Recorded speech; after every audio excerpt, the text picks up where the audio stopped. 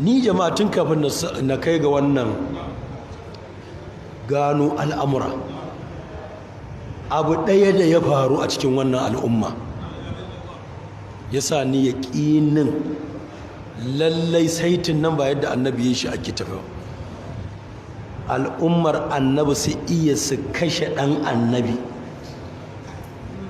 ba su isa da kashe shi ba, su daddatsa shi, ba su isa da daddatsa shi ba, su kama kokawa kan ɗiban ɓangarorin jikinsa don neman a ba su kyauta a biya su. Na tabbata akwai wani al'amari a ɓoye da lallai da Allah zai bayyana shi kowa zai mamaki.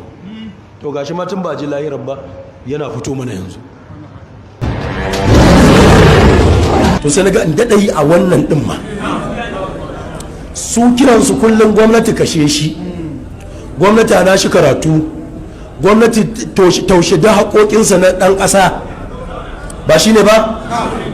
Gwamnati ana shi karatu, gwamnati fasa makarantunsa, gwamnati kwace filayensa, gwamnati rushe gine-ginensa, gwamnati kashe shi.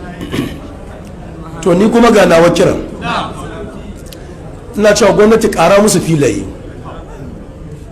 inda hali gina musu, makamai da kika ba su inda sama da su daɗa musu, allowance da kike ba su ƙara musu inda hali. Amma ki mun abu ɗaya, ki haɗa ni da su mu zauna muƙabala. Kuma ba rainin hankali ba wasa da shi. Duk wanda ya fito ya yi maganan nan a matsayinsa na babba a gari zai tunzura min gari, to a yanzu zai nuna wa 'yan gari shi babba ne.